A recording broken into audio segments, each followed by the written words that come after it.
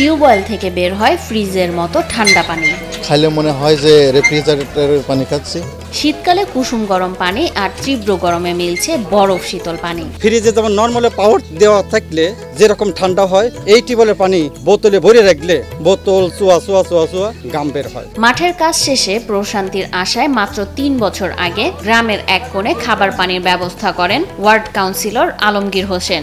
স্থাপনের পর থেকেই অলৌকিকভাবে ঠান্ডা পানি বের হয় এই টিউবওয়েল থেকে। পানি গরম থাকে আর গরমের দিনে ঠান্ডা থাকে। অত্র এলাকার মধ্যে এই পানিটাই আসলে ঠান্ডা বেশি।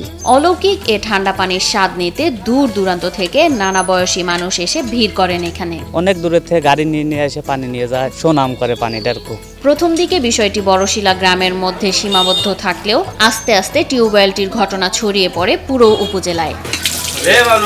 আত্মশীতল করা এ পানির প্রশংসায় পঞ্চমুখ এলাকাবাসী। পানির তৃষ্ণা হলেই আমি এখানে এসে পানি খাই। এই পানিটা এত সুন্দর, খাইলে আত্মা ঠান্ডা হয়ে যায়। ঠান্ডা এ স্বাদু পানি পান করার পাশাপাশি কেউ আসেন এখানে গোসল করতে, কেউ বা আসেন অজু করতে। দৈনন্দিন কাজে ব্যবহারের জন্য ছোট বড় পাত্র বা বোতলে সেই পানি সংগ্রহ করে বাড়িতে নিয়ে যাচ্ছেন অনেকে। পথচারীরাও এই টিউবওয়েলের পানি পান করে তৃপ্তির ঢেকুর তুলছেন।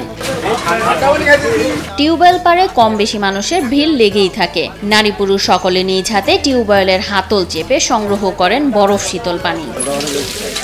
স্থানীয়রা জানান, অদ্ভুত এ ঠান্ডা পানি পান করতে প্রতিদিন সন্ধ্যায় এখানে ভিড় থাকে সবচেয়ে বেশি। টিউবওয়েলের একটু আরাম বিরাম পায় না, সারা সময় খাইতেছে। বছর ৩ আগে স্থাপন করা এ টিউবওয়েলের পানি এতটাই ঠান্ডা যে কোনো পাত্রে এ পানি রাখা হলে পাত্রটি রীতিমতো ঘামতে শুরু করে। বাংলাদেশে আসলে আমি অনেক জায়গায় ঘুরেছি, এত সুন্দর ঠান্ডা শীতল পানি পাই নাই। পাবনার বেড়া উপজেলার বড়শিলা গ্রাম আর্সেনিক ঝুঁকিপূর্ণ এলাকা। টিউবওয়েলটি ব্যক্তি উদ্যোগ কিংবা বেসরকারিভাবে স্থাপন করায় তার ল্যাব টেস্ট করা সম্ভব না হলেও টিউবওয়েলের এ ঠান্ডা পানির কিট টেস্ট করা হয়েছে। কিট টেস্টে এই টিউবওয়েলের পানিতে আর্সেনিক বা মানবদেহের জন্য ক্ষতিকর কোনো কিছুর অস্তিত্ব প্রাথমিকভাবে পাওয়া যায়নি।